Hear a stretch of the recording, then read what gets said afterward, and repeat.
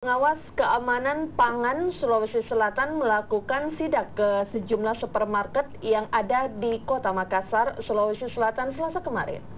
Dari hasil sidak, petugas menemukan beberapa jenis ikan dan daging yang telah berubah warna.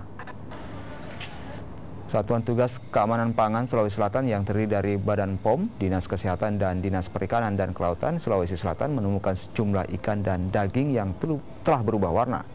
Petugas pun meminta pihak supermarket menarik ikan dan daging yang telah berubah warna tersebut.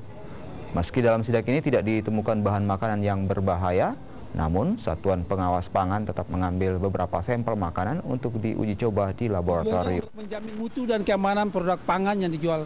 Jadi ini ada dari perikanan, peternakan, pertanian, dan dipimpin oleh ketahanan pangan.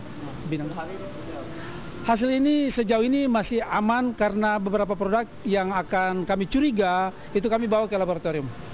Tetapi secara umum lumayan aman, lumayan bagus.